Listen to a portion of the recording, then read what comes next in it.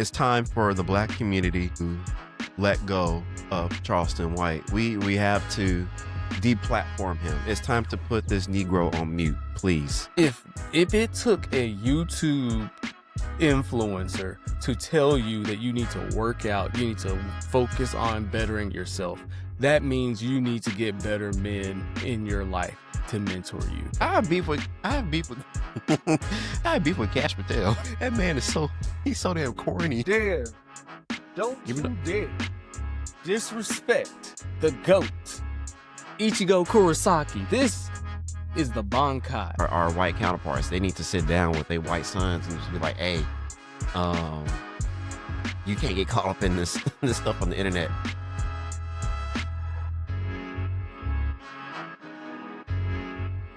All right, we are back.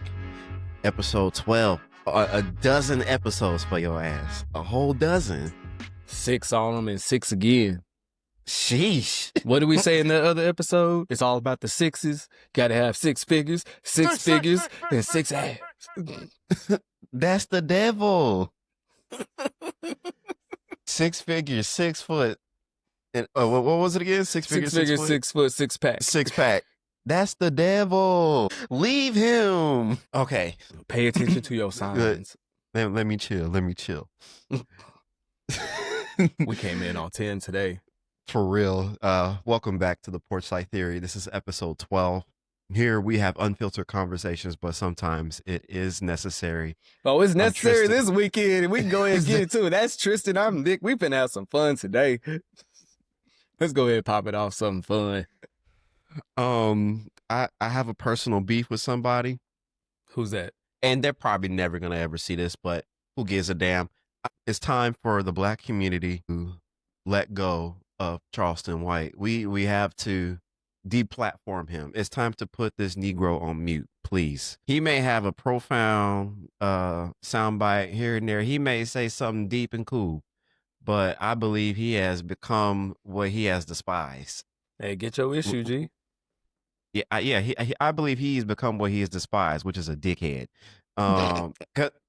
Because I've seen past interviews where he wants to be involved in making sure that the Black community, especially in Dallas, is taken care of. Don't say Dallas. Fort Worth. We don't claim him. I don't claim him either, but there was a time where he was looking for accountability, he was looking for solutions, and he was looking for answers. And that's perfectly fine. But he started acting like a damn fool, to get the attention that I guess he was trying to make or whatever. But he's become so deep, elbow deep in whatever it is, this shtick, this thing that he's doing. I never knew this Negro as a comedian. Not one has this nigga made me laugh. But I feel like some people use that comedian label to, circumvent the accountability that you gotta have when it comes to saying very profound things or very hot takey, irky jerky, those type of things. His views on women, relationships, hip hop. I mean, and mind you, sometimes, he may have a point. I just can't rock with him right now. And then not so long ago, he was at this HBCU, and that now it's gotten to the point. I don't know how to explain it, bro. All I can say is that it's gotten the local news attention over there. In the headline, I'm looking at a viral video of comedians exit at what was it, Tougaloo College sparks investigation. I gotta share the screen real quick, bro. So this is I'm looking. I've never looked at this article, so I'm watching it with you like for the first time. Gotcha. Here we go. That's right. I should tell you that the college president, Tougaloo College president, says that this event should never have happened. It was not approved to go ahead. Students are angry and confused. Are going to manufacture them. They're not going to create them. Why you talk to black people? Why are you Tougaloo College students say they're angry and confused after a viral video of comedian and self-styled motivational speaker Charleston White sparked backlash. This after White stormed out of a panel discussion where they say White made disparaging remarks about HBCUs and African Americans. what would spark him to react like that in front of an audience such as HBCU students, Black students of his own kind? And I feel like it was disrespectful not only to the students, but to the campus, as well as the history that's on Tougaloo campus. The Monday morning discussion in Warren Hall revolved around academic perspectives on snitching and hip-hop discourse. Students attending the event say at one point, White abruptly got up and walked out after someone challenged his perspective. Honestly, I was happy that he was leaving, but I was confused on why he was leaving in the way that he did, the way that he left. It was very confusing and that was inappropriate behavior. He ran away from the situation and questions that were asked to him because he could not answer them professionally and he knew no answer to them. Tougaloo College is now investigating after President Donzel Lee said in a statement, the approval process for the event was not followed. And 3 days before the gathering, administrators denied an attempt by the organizers to get a location approved to hold that discussion. To our understanding, he wasn't supposed to be here, and the event wasn't supposed to happen. Ironically, some students say the Charleston White incident has led to more discussion about controversial issues. I think in the long term, we will definitely see students speaking out more, and we will just start to see Tougaloo students standing up for what they believe in. Now, we reached out to the staff member on campus here who organized that event. They tell us they were not able to speak with us because of that ongoing investigation. President says once that investigation wraps up, they will take the appropriate action. As for Charleston White, he says in a now deleted Instagram post that he learned about about what was happening 10 minutes before it started, and he claims he was ambushed and set up. For now, we're live at Tougaloo College. Ross Adams, 16 WAPT News. All right. I have a problem real quick. Since when has ever Charleston White been labeled a motivational speaker? What motivation has he ever put into our community? What has he said that's made me want to be a better fucking person? I mean, who the hell is this nigga? I'm curious to see who was the one that booked the location, because you and I we're both a part of organizations that had on-campus events. We've booked events. We've organized events. So we know what it takes to get things approved, to get it on campus. Like, there's a lot that you just don't get someone on a campus that doesn't attend that campus very easily. So I just want to know about that approval process and who was able to book them and all that as well. But I mean, what you expect if you gonna book them? I mean, when he said, "Oh, I didn't know about this 10 minutes prior," I'm gonna have to. I don't believe it. What about you? I don't care. I don't care. I don't care. Like, he's going to do what he's going to do regardless. That should have been expected from that interaction, in my opinion. So, like, by no means should anyone think that booking him would yield any situation outside of something that would be exuberant in some type of way, because all the times that you see him in the media or the clips that he's most famous for is not him acting in a calm, focused, strategic manner. Or he could say that the times that he is blowing up and being emotional and erratic, that is strategic in a sense, because he's also said that he's playing a character. So, but with that also does not grant you any, grace when it comes to situations like this, because no one knows if that's you or you're playing a character, and that leads to ambiguity where you always be painted in a negative. So I think from the get-go with what he was doing, he set himself up for failure in the long run. He was always going to get short-term success just because the internet is built for that. But long-term, I never thought that this would be something he could maintain over a period of time. Charleston White, I feel like he entertains that he entertains the manosphere in our community. Is it safe to say that he does entertain a specific portion, a specific age, what's the word I'm looking for? Age range. And we know exactly that age range. and it's a specific type of humor, and I say that with air quotes. It's a specific type of humor that his rhetoric lean towards. His rhetoric and mindset is indicative of someone who never left the Def Jam comedy era back then.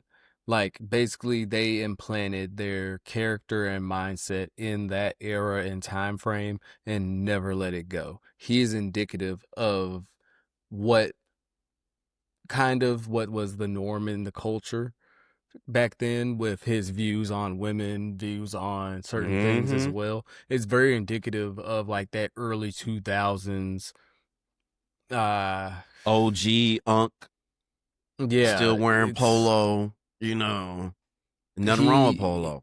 He embodies that. So it's not that I don't understand why he has an audience, because there is a huge part of our culture that does not want to let that go. He has an audience because it's low key. He's low key a minstrel show. But then also think about it. You kind of mentioned it where you was talking about the broken clock theory. I've always felt that the broken clock portion idea, of course, what we're mentioning is, a broken clock's right twice a day. And I feel like grifters have always utilized that method when it comes to their rhetoric and what they choose to communicate. So that's where you get the Andrew Tates, you get the Kevin Samuels of the world, where they will push very, very, like I said, I think you and we talked about it off camera multiple times, where you shouldn't be getting cookies for doing what you're supposed to do. So they'll go out there and push like this man agenda, saying, oh yeah, you're a man, you need to focus on getting a good career, go to the gym, work out, work on your health, work on your mental health, do this. It's like, yeah, that's what you're supposed to do. Like you're building and this is a direct shot at their followers. Yeah. If it took a YouTube influencer to tell you that you need to work out, you need to focus on bettering yourself, that means you need to get better men in your life to mentor you. If that's what it took. Like, because they would say the most bare minimum, bare bones, dry stuff. And I can understand, yes, now we are coming from a place of privilege. We both have men in our lives. We both have both our fathers in our lives. We are very blessed to have them. And they are also not just having our fathers in our lives, but having fathers that are outstanding men, amazing men, that are amazing examples for us to follow. Yes, I am fully aware that not everyone has that, but I feel like it doesn't take that for someone to tell you that you should wipe after going to the bathroom, that you should probably wear a button down to an interview, that you should probably want to take care of your health and not eat McDonald's every day. Like, it shouldn't take that to at least know what's good for you. Or maybe, get a better diet that consists of not just drinking Gatorade and soda every day when you first wake up. Or maybe, I don't know, get a tongue scraper before you try to tongue down every girl you meet. I don't know. Are we being too harsh? No. Are we being too harsh? No. Hygiene should not be, it should not take an influencer to tell you that basic hygiene matters. And we went on a tangent, but to get back to what we were saying, Charleston White and other grifters in the Manosphere utilize the broken clock method to reel you in and be like, all right, see, I'm reeling you in with just like these small things that make sense. He's saying something. He really saying something, but you're not hearing him. Smooth it over. That's how it starts. And then they throw in some that random stuff, like a splash of women need to be in the kitchen. Well, he was right about these other things. Well, let me hear what he has to say. And it's like a Trojan horse. It's like a Trojan horse. They know what's going on. They know exactly who they're preaching to. Like, they know that they have to paint women in a way to make them think that women only want men for certain things, or they can only be viewed in a certain way. And it takes away from so much. I was talking with one of my fraternity brothers, and he was saying, like, be honest with yourself. Like, a lot of guys are not honest with themselves. They want what social media puts out there and fall in lust with the idea of what they want a woman to be. But then when it comes to it, they really need that woman that's honestly right there in their own, like within 5 miles of their vicinity, that's living a very similar life to them, which it's easier to build with someone who is at your level in a way.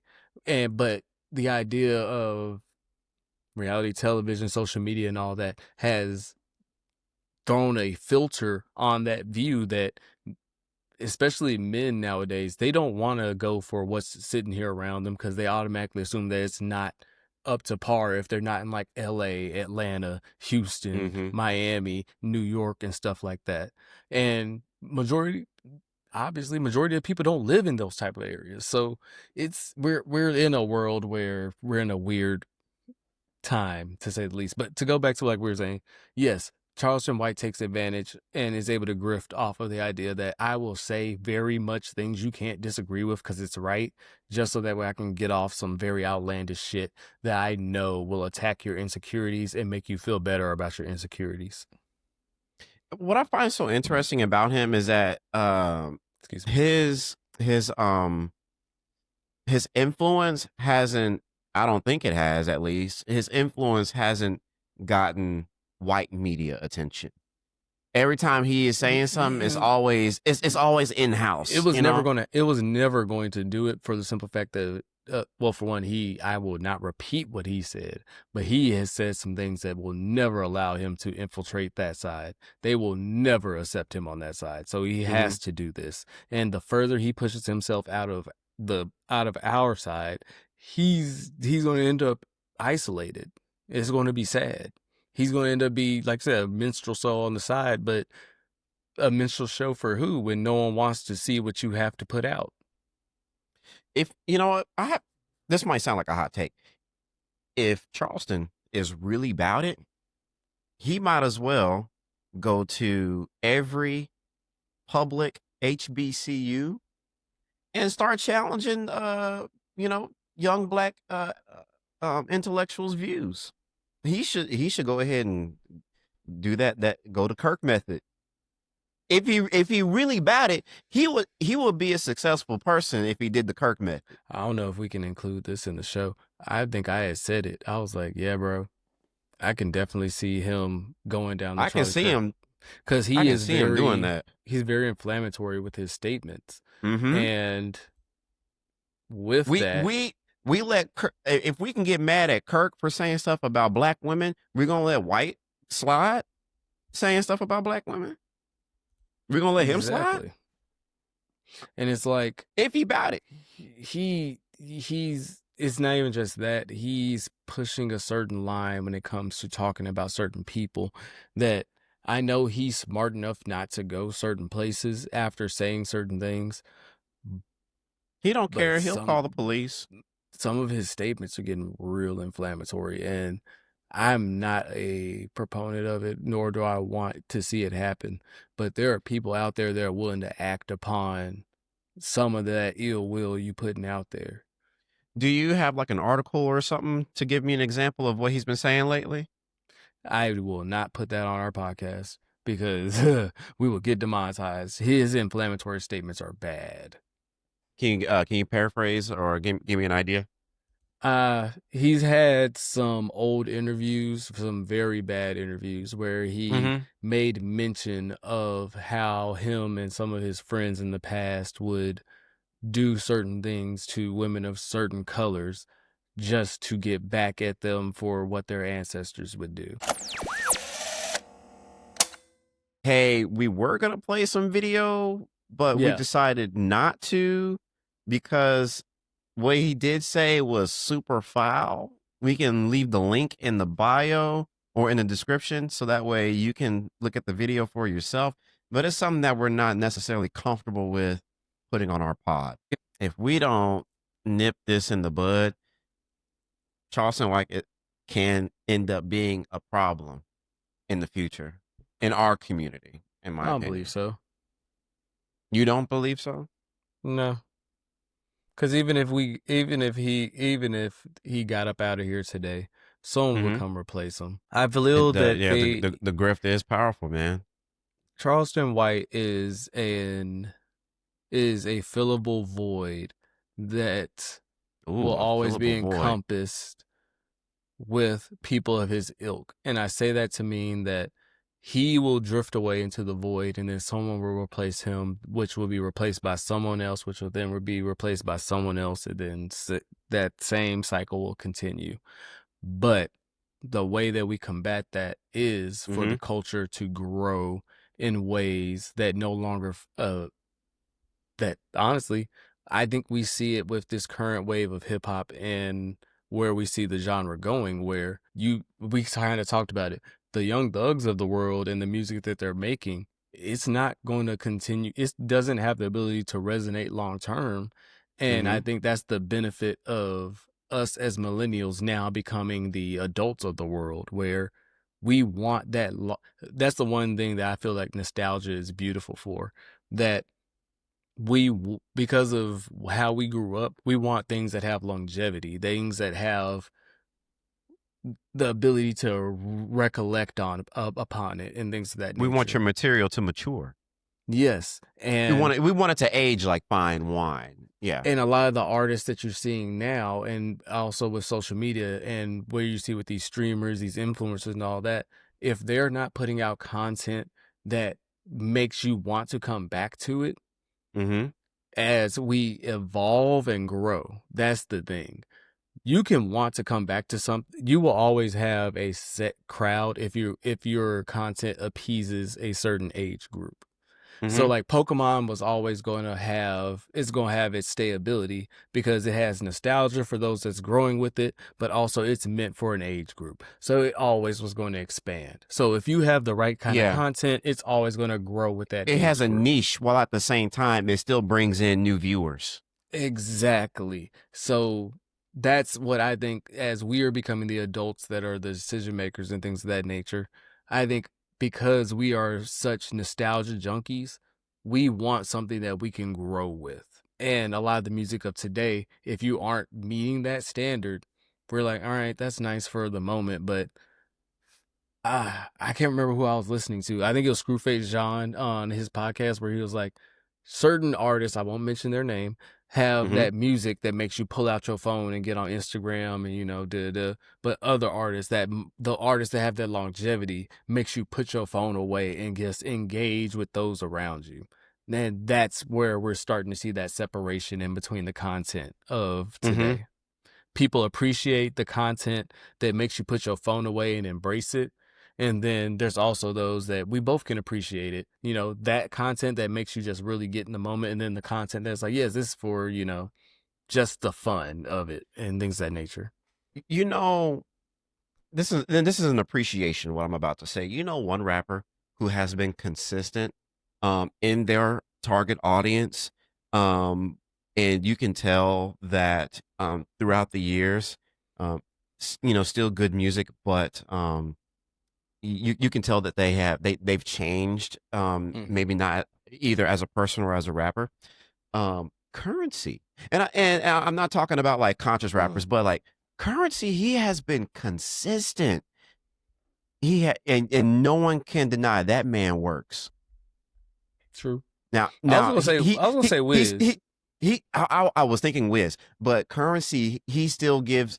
He has enough content. He has enough music for me to say, or for me to explore my nostalgia, like my Pilot Talk 1, my Smokey Robinson mixtape, or like when he did a duo mixtape with Alchemist. I enjoy stuff like that. But now, I mean, he put out an album like 2-3 days ago. He's consistent. This man is consistent. He has been putting out music. That man lives in the studio. He works hard, and no one can deny it. And he stays relevant by working with artists like Wiz and whatnot, or working with like a Larry June and stuff like that. He can still work with Lil Wayne and all them. Yeah, absolutely. I think he is a good example of someone who meets that fine line. Like, hey, I can age. Like Currency's like in his 40s, if I'm not mistaken, but he's most of his content has that has like a niche sound to it, so he sticks with it and just works around it and improves it because Currency's Smokey 44. Robinson, 44 years old, yeah, Yeah. because like a Smokey Robinson currency is not the same as and I just listened to his album today. A Smokey Robinson currency is completely different compared to a 9/15 currency, September 15 currency. I want to start collecting vinyls, but also I need to get my life together as far as my collectibles. Y'all can't see it, but I have way too much stacked up over there. I need But- more decoration. I wish I had something like you, stuff bro, in your I- background like mine. For one, that's just Give me my that samurai everyday sword, shoes. bro. That whoa! Don't you dare that- disrespect! Give me the samurai sword, man. Don't you dare! Don't Give me you dare disrespect the GOAT, Ichigo Kurosaki. This is the Bankai. Is it sharp? I'm actually about to go get the Keyblade tomorrow from Movie Trading Company. You know who else has a cool sword in anime? Tanjiro from Demon Ugh. Slayer. He has a cool sword. Hot take: Demon Slayer is not that good. It's great for action. Story is trash. I think people like that story because their favorite Story characters is stay trash. dying. Because they didn't take AP English. That's why they think that the story is good. No, stop it. People like that story because people like Demon Slayer. Tell me the because story. You don't know. Tell me the story. Don't put me on the spot like that. Tell me the story. Exactly, because it's not good. You don't remember it. And it's a new anime. And you don't remember the story. You know why? You know why? Because it's Slow not a memorable down. story. You know why it's not a memorable story? Because it's not good. It's a fun story to watch, man. Come on. You know what? All right. Hey, watch this. Hey, guys, watch this. Hey, can you tell me give me a quick synopsis of what Full Metal Alchemist story was? Dude, that's such a heavy plotted story, man. But you got it though. It's a heavy plot, but basically I can tell you that two young brothers try to revive their mother, but they learn the consequences of equivalent exchange, and so they become alchemists. I'm not letting you off the stoop that easily. What's Bitch, up? I told you Demon Slayer is a trash story. You could remember that super complex story of Full Metal Alchemist that easily, and you haven't probably watched it in how many years? It's a profound anime. I was actually watching a couple months ago. But Demon Slayer is basically about a young man who was hunting a demon who resembles Michael Jackson. And he's basically the root to all these demons that killed his family, and so he's joining a it's almost like Men in Black vampire hunter samurai-ish type story, and he has like these two other friends. They come along on the journey and killing all these demons. It's really vampire hunter-esque, but it's a fun action story. I like it. Nothing wrong with that. Not every anime has to be this complex story like a I Full didn't Metal. say that. Didn't I say that the action was great? It looks good, even though that all the animation and all that is fake. And You said the story sucks. You said the story yeah, sucks. the story is trash. Just like Jujutsu Kaisen, story is trash. Leave Jujutsu Kaisen alone. It's a fun story. Action is great. No, these isekais are making great action stories, but the stories themselves are trash. For Jujutsu one, Kaisen is an isekai? I don't think so. They're not going into a different world. regardless, the story is trash. Yeah. I just looked it up.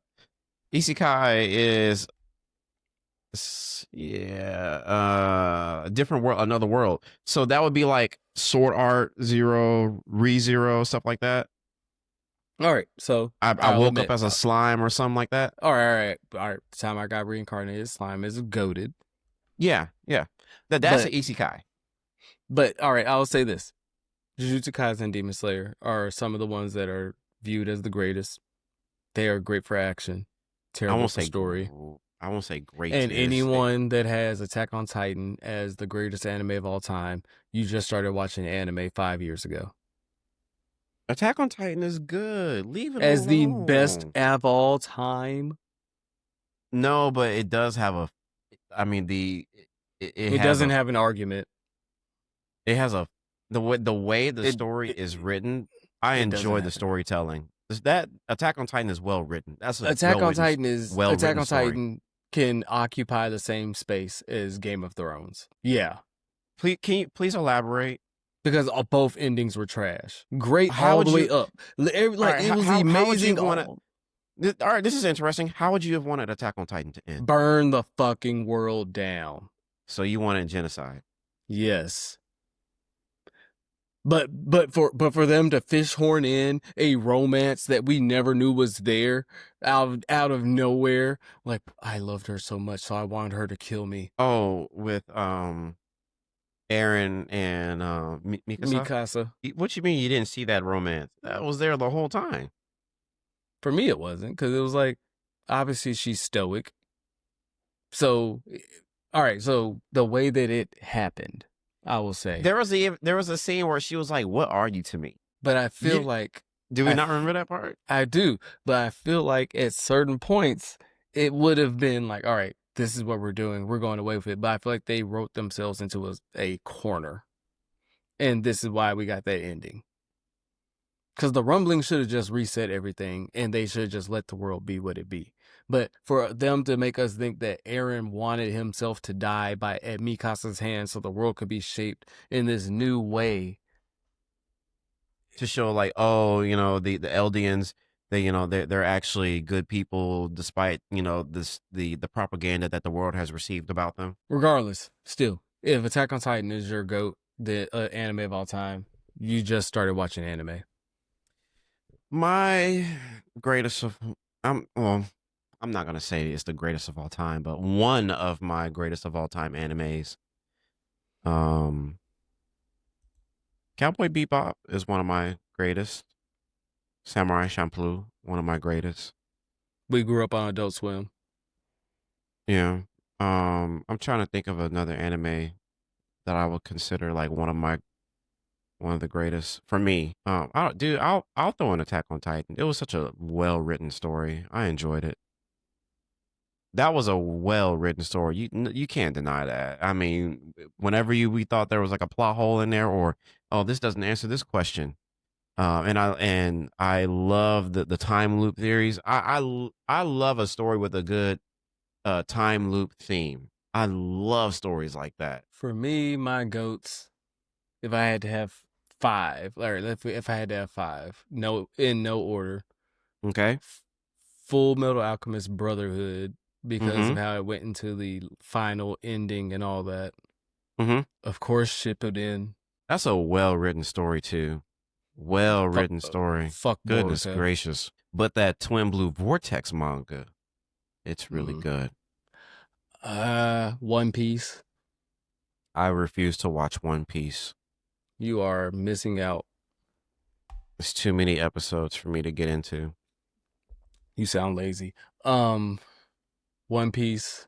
Of course, obviously, I have the sword. Bleach. I'm not gonna just like breeze over what you just said to me. So the big 3 are in my top 5, obviously. That was so mean. Can we just address that? There's real too quick? many episodes.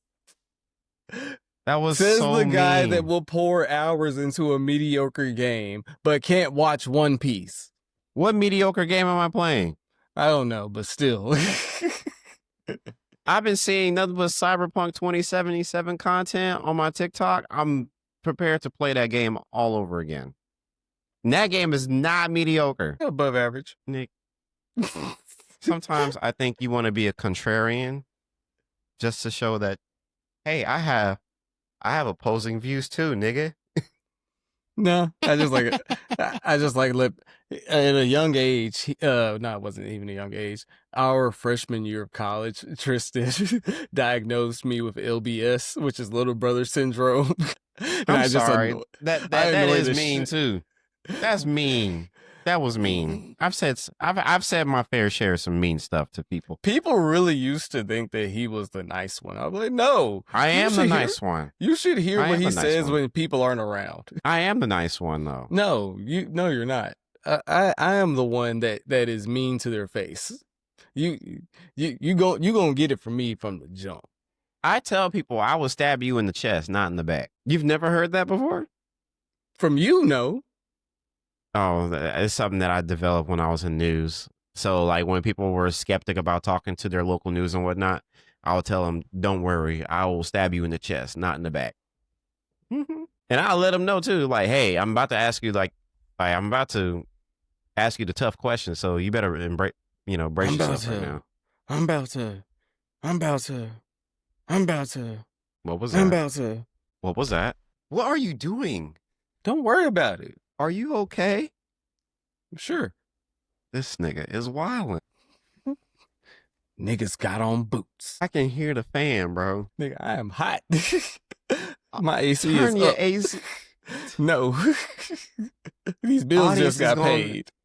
The audience is gonna be like, "What the hell is going on? Is this how they act on episode 12? A dozen Probably. of these?" We told y'all we came in hot, and literally it's hot because I refused to cut my AC down. I just saw my bill from the summer. Shit was high. How much were we talking? So usually when I tell people how much my electric bill is, they get upset. I want y'all to know my highest electric bill here in Texas has been $111. See? You're My fine. coworkers would get so pissed. They'd be like, mine was $700 this month. I was like, oh, 700. They have houses. You must have a house. They have houses. I just looked at my electric bill. 123. Do better. Mine for this.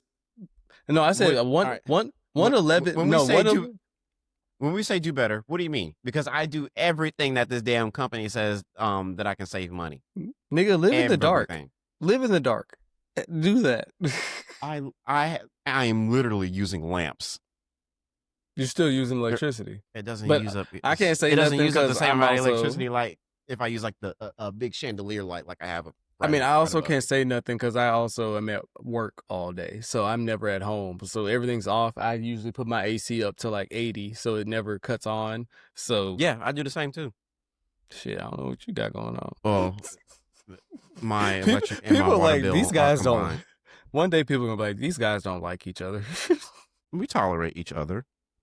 Bitch, you do more than What? tolerate me. You love me, ho. You can put that in the clip. Shit. You gonna talk about you tolerate me. I don't care. You don't tolerate me. Bitch, you love me, ho. I'm sorry, Miss Hardy, Mr. and Mrs. Hardy. I'm so sorry. But no, you're not just gonna throw me off to the side. Huh. Acting out in front of your girlfriend like that. I don't care. I am not acting out. Acting out. What was that? Tolerate me. I'm chopped liver over here. I'm upset. Man, let me put you on game. That should be like my intro. That should be the intro to my next show. It's like, let me put you on game, and then you hear 2 for $99. It's the game. It's the game. But yeah, I'm upset. This man really tried to say he tolerates me. I'm sorry, bro. Whatever. I'm sorry. This is my big brother. Try- In case y'all don't understand, I try to offer an apology, and I get a whatever. because you shouldn't have said it in the beginning. I didn't have the right word for it. My bad. What was that? Y'all gotta realize we've grown up around each other. We have no I don't think we've been annoyed with each other in a decade. Every time I say that, it just reminds me of Wendy Williams saying, "What was that?" You know what I'm talking about, bro? No, You've 'cause I never don't seen catch that it. damn video? I probably have. I don't try to pay Yes, attention to that woman. you probably have. I don't try to pay attention to that woman. He said, and you know what? What was that? Okay, James.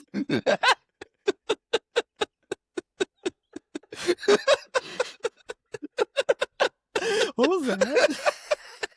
What was that? And the camera zooms in.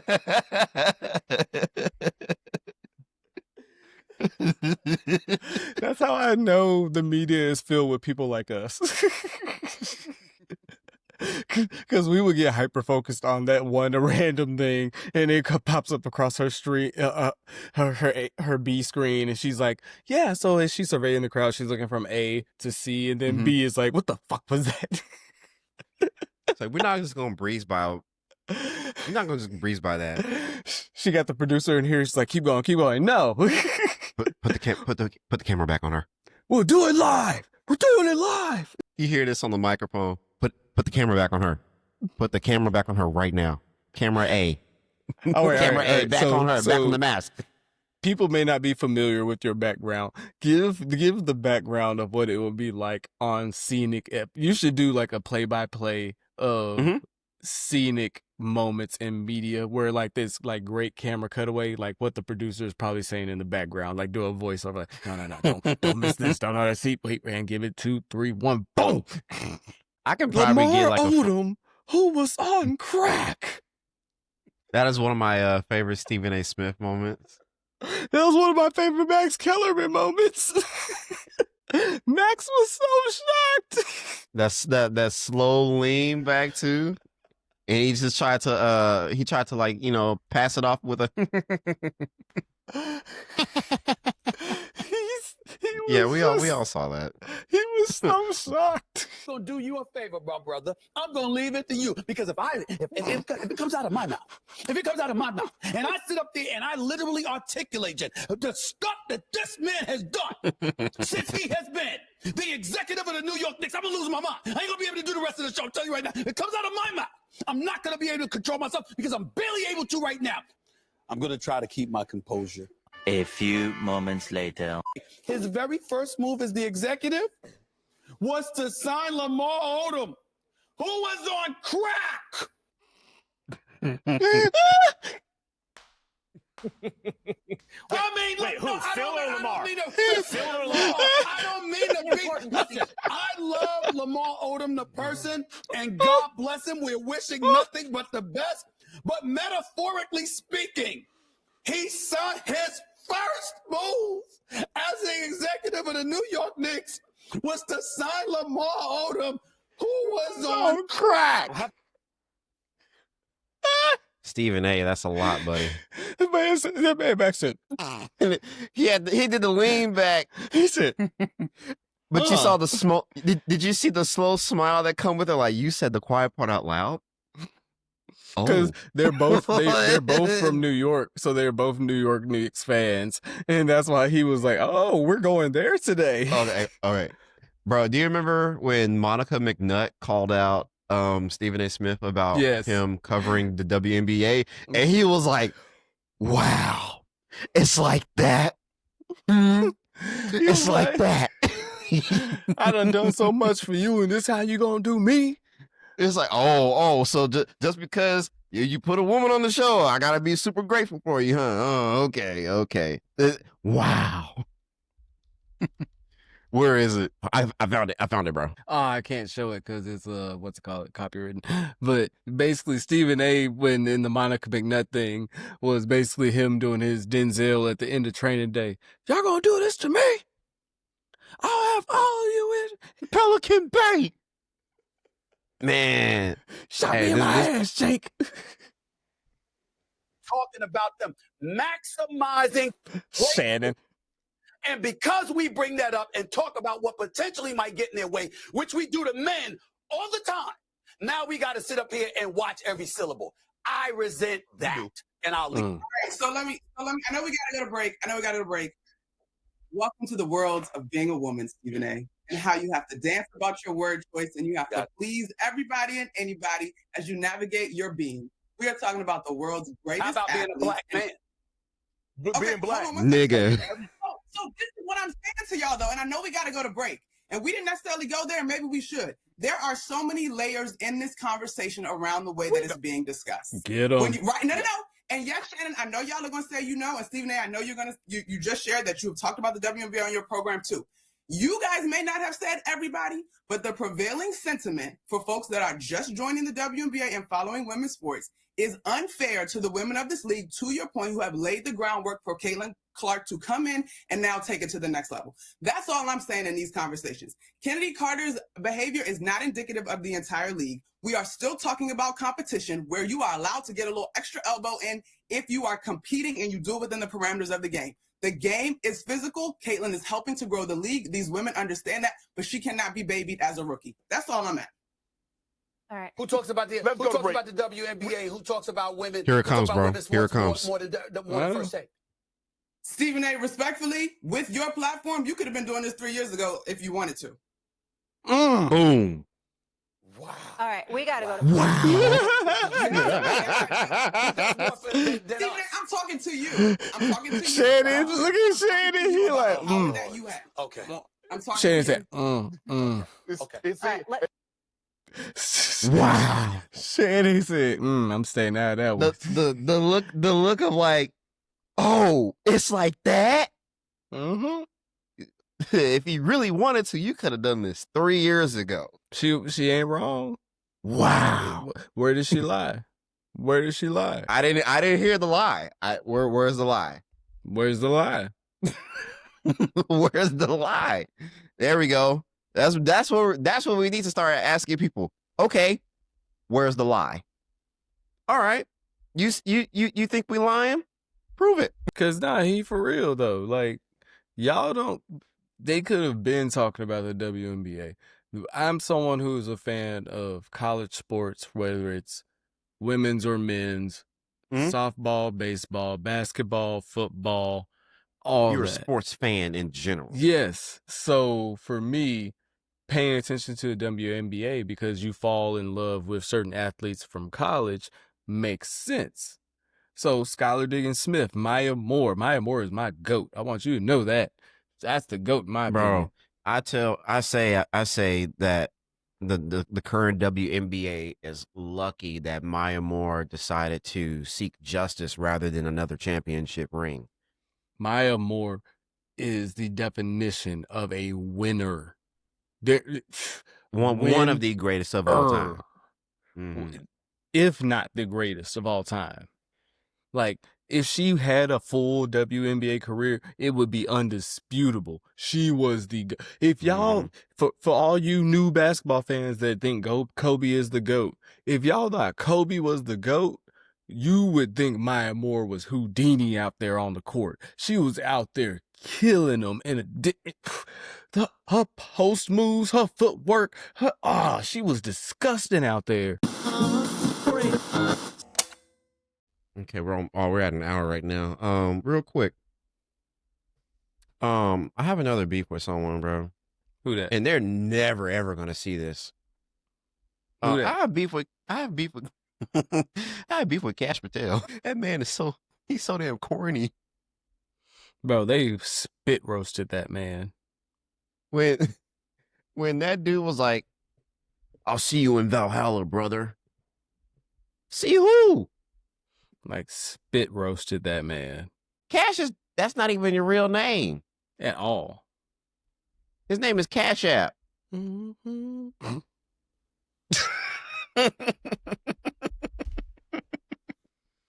up his real name, bro. His name is Cash App. This is why we'll get canceled if you get me fired from my job. How are we gonna get? We're gonna get fired for talking about the director of the FBI, I'm gonna get fired. Cash Patel. His name is Cash App. If I get fired from my job, I'm gonna fight you. I will walk to Florida because I won't be able to afford it anymore, and I'll fight. I can't stand you. Did you look it up? Yes. His name is Cash App. Cash, if that's your real name. I try to tell people that I'm the nice one. Cash Patel, if that's your real name. Your name is Cash App.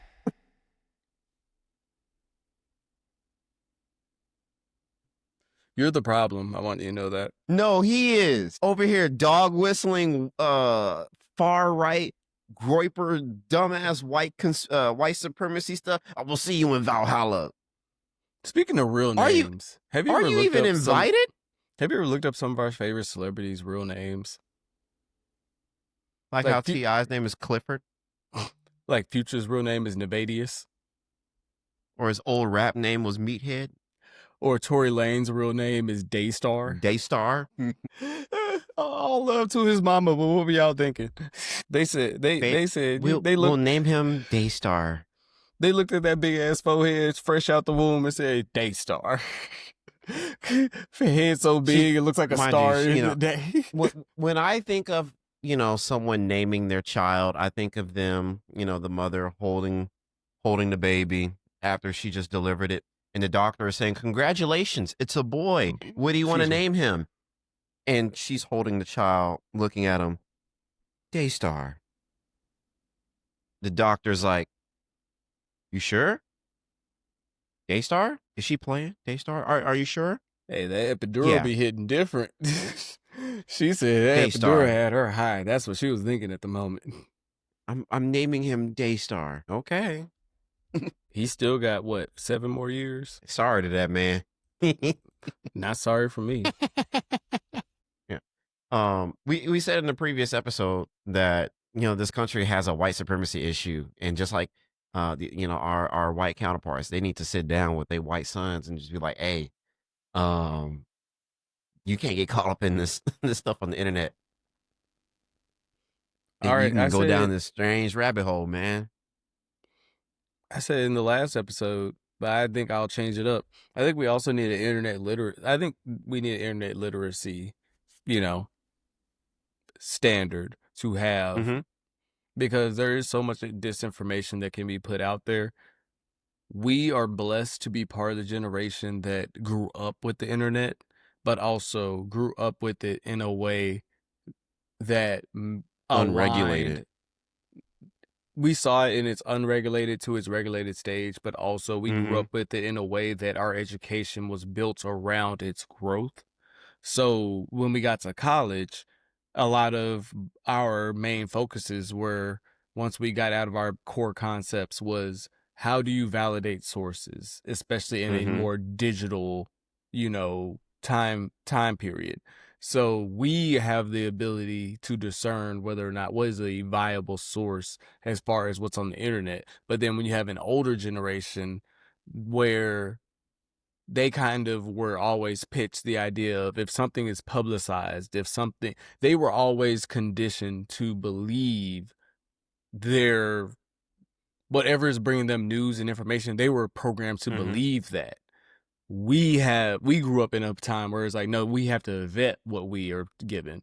So now that you're giving internet access to people who are already conditioned to believe what they're receiving, that's why I feel that we have such an older generation that is still voting against their own benefit, because they are not conditioned to believe anything outside of what they perceive. They don't have the tangible skills to.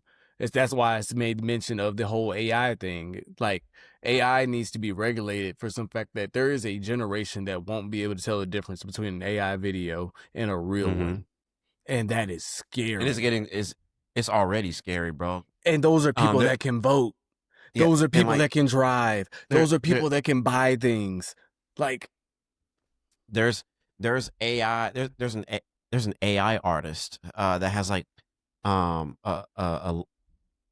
millions of subscribers on Spotify, and SZA and Kehlani have already talked about it. But going back to the point that you made earlier about internet literacy, I remember growing up when I had like the talk with my parents about what be careful of what you're posting on social media, because it is coming It's back to you forever. when it can impact you getting into college. It can impact you getting a job and whatnot. And it seems as if that has gone out the window for people who were born in the internet rather than us being raised by it. Because I'm still to this day weary of what I post on the internet. Despite having a podcast, I'm still weary about what I put on the internet. That's why I'll touch you on the Kirk topic. because it's like, shit. Not that I am willing to curtail, because there's obviously times where you have to speak to the truths. So we have to be fully aware that with the truths that we speak, there are repercussions. So there are times where we won't censor what we say, but it may not be to the degree in which some people feel that it should be when it comes to exuding certain emotions. But You're not about to pay my bills. But anyway, yeah. I get you. And I think we need to go. The first step is to just re-educate the next generation of people who are going to be born into the internet again. They're going to be born into AI. So That's crazy. That's crazy. Wow. So Wow. we could probably cut into this portion and be like, there's going to be a generation of people that are born into AI. They're not born into like general media. They are born into AI. That's crazy. And not even just AI, readily accessible AI. Like you can pay $28 a month for certain AI subscriptions, and all you have to do is type in, "Hey, I want a video of this person doing this, this, and this, and here's a picture of them." And that's one of the scariest things ever. Yeah. If you can take anything from this episode, if you're our age or anything, please be very cautious of what pictures you post on the internet, because even a picture of yourself can be used now in AI to just do anything with. Reach out to your local lawmaker about regulating AI. Please. If anything, that you got from this rant about from Charleston White to anime to Maya Moore and Stephen A. Smith getting called out to Cash App to the internet. If anything, please help us re-educate the public on properly using the internet. That's where it starts. Education is where all of it starts. Education is elevation. Like G.I. Joe was in line when they said knowledge is power. Actually, you know what? Send in a video, send in a voice, or whatever it takes to get your point off. Just send in something random that you just want us to play and have to react to. We'll have a reaction time where we just listen to whatever y'all have to say, and we'll go with that. And one more thing before we end it off, I do want to give a shout out to the ladies of the Yap Me Baby podcast. If you enjoy the Porchlight Theory, then you will definitely enjoy the Yap Me Baby podcast, because over there, our friends Kanisha and Leandra, they say the quiet things out loud. So not so long, they recently put out their episode about black hair unfiltered and its impact in our community and why it's important, and what they enjoy about having black hair. Hello. I got bundles over here, baby. So give them a listen. Again, if you enjoy the Porchlight Theory, then you'll definitely enjoy the Yap Me Baby podcast. So make sure you show them some love and tell them that we sent you. And so that's 12 episodes of the Porchlight Theory. But we're not ending it right here. We got plenty more on the way. So episode 13 is coming up real soon. I'll catch you later. Yeah, have a good one.